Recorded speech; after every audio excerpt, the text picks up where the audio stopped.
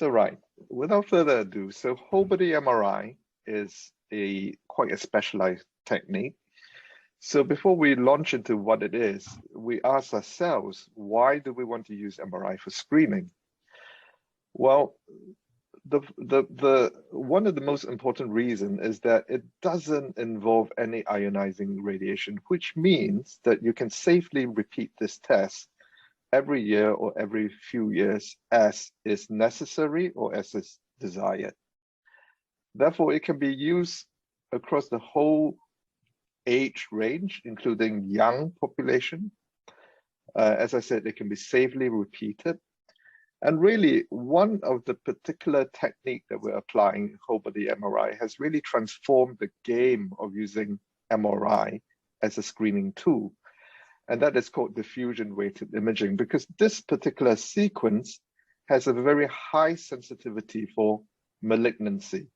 And the basis for detecting cancer using this sequence is that we know that tumors are more cellular compared with the tissue they arise from, and therefore they show a different signal.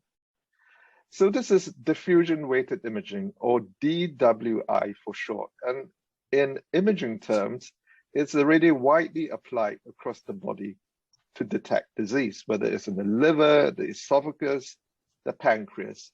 So you can see that whole body MRI is very much an extension of that clinical practice.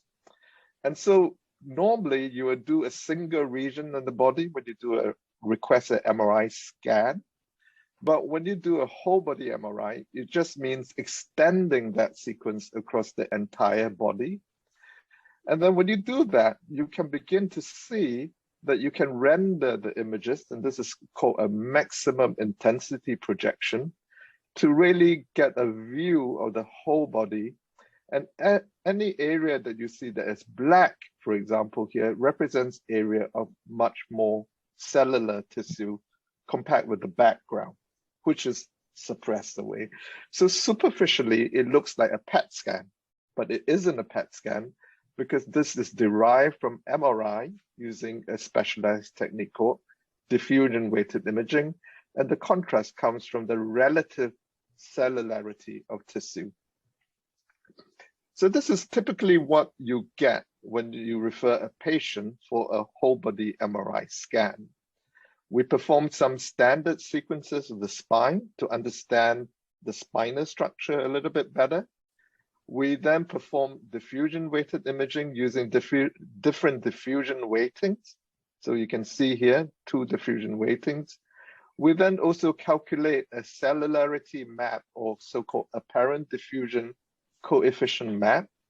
We also obtain morphological sequences across the body typically from the vertex to the level of the mid-thigh. That is the range we cover. So very similar to a PET scan.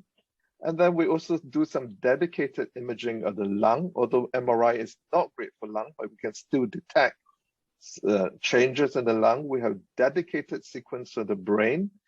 And with all these sequences together, we become quite confident in diagnosing cancers that are more than a centimeter in size. So how do we know that it actually works? Well, the data has arisen because the experience is much longer in patients in so-called the high-risk population. So in this condition called Lee-Fraumeni syndrome, where they have a genetic mutation, what it means is that if you have this gene, 50% of the carriers of this gene will develop cancer by the age of 30, and it's almost nearly 100% in women and slightly less in men.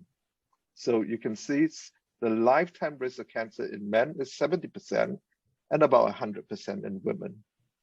And what is really important as well is that many of the cancers that we detect are at unusual sites, such as sarcomas, the adrenal glands, brain tumors, and of course, more commonly, you can also see breast tumors.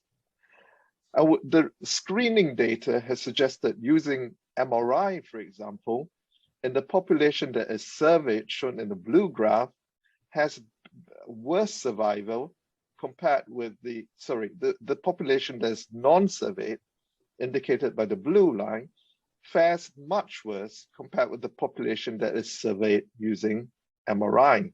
So there is a distinct survival advantage if you screen this population. And for that reason, if you look at international guidelines, annual whole body MRI is now recommended as the standard way to follow up patients with this syndrome, whether it be in Australia, in America, the NCCN guidelines, and also in Toronto, and it's making its way into the national guidelines in the UK at the moment, although it is not yet established. So how do we translate that thinking into a wider general population setting? Why do we even consider it? Because we can think of whole body MRI as a technique we can offer in health checks, because as I said, it's radiation free with no significant side effects. It is highly sensitive. Remember we said that, and in several studies, the detection rate is well in excess of 90% for tumors more than a centimeter in size. And it has also good patient acceptance. And we can see that a little bit later. But the important thing is that we don't want to do this sort of test for people that are just walking in from the street, because it has to be judicious and it has to be well informed. And therefore, it's really important to take a detailed clinical history to appraise the cancer risk and then to correlate our imaging findings with the relevant clinical history. And that is why we always want these sort of referrals to be channeled through the medical profession. And if you think about it, about the top 10 most common cancers that we encounter, number 1, 2, and 3, which is prostate in the men and breast cancer in women, lung cancer across both sexes, and also colon and rectal cancer, they have their own screening programs. So that's the thing. They have dedicated screening program that are appropriate. When a patient reaches the appropriate age, they should go for these screening. So whole body MRI is not a replacement for existing screening tests. You should think of it as an addition, because in the top 10 cancers that really kills patients and have poor survivals would include things, conditions such as urinary bladder cancers, kidney cancers, non-Hodgkin lymphoma, liver, and also pancreatic cancers. And we know that many of these cancers present late, and there's no advocated screening for these cancers. So is there any evidence that screening using whole body MRI works in the normal population? So there are now at least 10 studies reporting findings in over 6,000 patients, and clearly they do pick up cancers. And importantly, you will notice what is highlighted in red here, that many of the cancers that we find are those that are in the top 10 lists that the normal screening programs would not find. Renal cell cancers feature prominently in the list, neuroendocrine tumors, and other types of tumors. And what is the sort of disease prevalence we're going to see within the normal population? So if you look across different series, you can see that there is a range, but it is generally accepted that the mean cancer detection rate is about 1 to 2% in the normal population. Now, the thing is, once you start referring patients for the screening, one of the things that we all have to be aware of is that incidental findings are very, very common, existing in 50 to 95% of cases. But the majority of these are benign and do not require any follow-up. So in our practice, to provide whole body MRI screening, part of our mission is to communicate the risk of a significant finding back to the referrals so that you can find the most appropriate pathway to trigger in terms of follow-up or further investigation. And we'll come to that communication system in a bit. Now, the thing is that you might be worried about subjecting patients or the worried well or the general population to a test like that, because you might wonder about the potential psychosocial impact of incidental findings. Well, there have been studies looking at that in a group of patients, about 500 of them. It was found that patients did sometimes have distress while waiting for the results, or clients have distress while waiting for the results. And, you know, about a third of them would experience some degree of distress. And what is really difficult to predict is what you think might be normal might cause quite a lot of distress in the patient because they're not used to the medical lexicon. But by far, most clients that undergo a whole body MRI examination are satisfied with the MRI examination. And most importantly, if you follow this group of patients up, you'll find that actually there is no difference in their quality of life or depressive symptoms between the screen group and the non-screen group, meaning to say that overall, if you do a screen, and even if you find incidental findings, they will adjust to that finding and internalize that. So there is no real psychosocial impact of doing whole body MRI screening. Now, I said that what is important is the way to communicate that findings back to the referrals. So in line with a paper that we've all been involved with, published in Radiology last year, we categorize findings into category 1 to category 5. Category 1 is absolutely normal. Category 2 is a benign finding that's highly likely. When we say it's category 2, in a normal risk population, no follow-up is usually required. Category 3 is when it's a little bit more indeterminate, and the benign finding being most likely. And generally, we would recommend, for example, a follow-up in these cases, a repeat MRI, or a targeted follow-up using some other technique at some time point later. Whereas category 4 and 5 are the ones that are associated with malignancy. And you will want to then really, for the category 5, we're almost certain that it's cancer, and therefore you should refer them on to somewhere. Category 4 is we are really worried about a cancer, so they should be referred to the specialist for either a biopsy or a targeted examination, a specialist care.